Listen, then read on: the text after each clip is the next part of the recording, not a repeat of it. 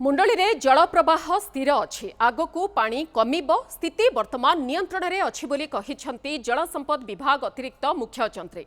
सकाळ 7टा परठारु मुंडली देई 8,65,000 क्यूसेक पानी प्रवाहित हेउछि। जेहेतु प्राय 5 घंटा जाए जल प्रवाह स्थिर रही तेणु आगकू पानी कमिब बोली विभाग आकलन करुछि। जल संपद विभाग प्रमुख सचिव सुभाष शर्मा मुंडली थारे स्थिति परखिथिले। समस्त विभागीय कर्मचारी सजग रहिबाकू सचिव निर्देश देइछंती। महानदीर वास्तव चित्र एबे किभଳି रहिछि से नै अधिक सूचना देउछंती आम प्रतिनिधि देवी प्रसाद महंती।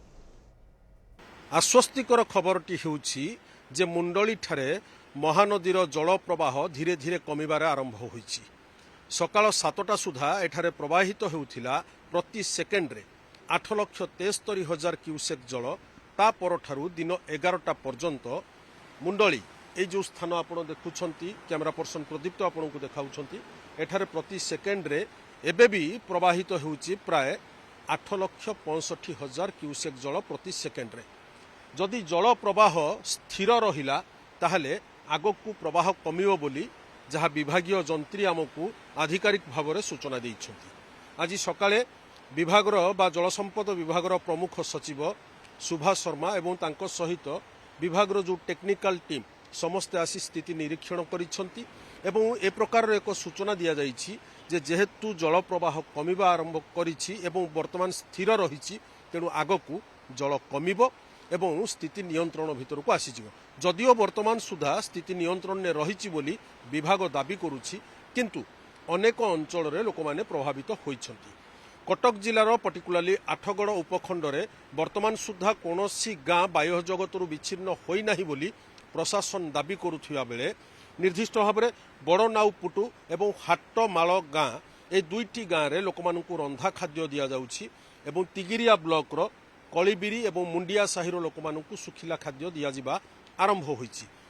बांकी उपखंड जहाँ अधीन रे आसुछि एई अंचल मध्य बांकी उपखंड रे अनेक गुड़िए गाँ पाथपुर पंचायत ठारू आरंभ करी ओस्तिया पंचायत तार आगकू आउ किछि पंचायत रहिछि जेउठी गाँ रो रास्ता बा गाँ को जोगाजोग करुथिबा रास्ता गुड़िक जलार्णव होइछि एवं गमनागमन किछि मात्रा रे प्रभावित होइछि। हेले मुख्य कथा हेउछि जे कृषि एक प्रकार नुहे कृषि प्रायतः प्रभावित हो सारी जो बांकी एवं आठगड़ उपखंड आपण ये जो महानदी की देखुंट महानदी बंधर आरपट होउची आठगड़ उपखंड जो उपखंड अधीन रे आसुची 4टी ब्लॉक नरसिंहपुर बड़म्बा आठगड़ तिगिरिया ता सहित आठगड़ एनएसी एवं ये जो बामपट दृश्य रहिला बा महानदीर एपटे रहुची बांकी उपखंड बांकी ब्लॉक 1 ब्लॉक 2 एवं बांकी एनएसी। तो महानदीर ये जो बेल्ट आम देखुचु ये उभय पटरे अनेक गुड़िए गाँ शताधिक लोक प्रभावित होइछंती किंतु सुखद खबरटी एया जे कोनोसी जगार बंध भांगी नहीं एवं कोनोसी जगार सेभली गोटे व्यापक क्षयक्षति होई नाही बोली जहाँ जल संपद विभाग सूचना देउची एवं जेहेतु पानी खसिबा आरंभ होइची तेणु लगुच आज संध्या सुधा पानी कमिजिवो। आमे गोटे शेष सूचना दबा जे राज्य जल संपद विभाग गोटे पूर्वानुमान करिथिला मध्यम धरणर बन्या सर्वाधिक 9 लाख क्यूसेक जल महानदी में प्रवाहित हेबो। ये जो स्थान होउची मुंडली एई पर्यंत आउ थोर दृश्य देखाउछु आपनकू जे महानदी एई पर्यंत होउची अविभक्त महानदी एठारु टिकिए तलकू चलीगले नराज ब्यारेज जोठी महानदी दुई भाग हो जाउची महानदी एवं काठजोड़ी तलकू एई नदी अनेक शाखा प्रशाखारे विभक्त हो जाइछि।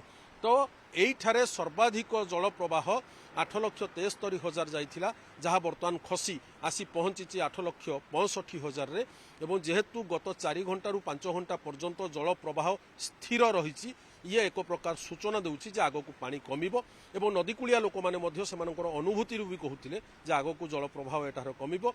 विभागीय जंत्री विभागीय सचिव मध्य एक प्रकार सूचना दैछंती जे जल प्रवाह जेहेतु कमिबा आरंभ होइछि जदि या पछकू पुणी हीराकुद पानी आसी पहुंचे भी तथापि स्थिति को नियंत्रण भितर रखाजिवो सेभली किछि बड़ क्षयक्षति हेबार नाही बोली जहाँ जल संपद विभाग वर्तमान सुधा सूचना दैछि।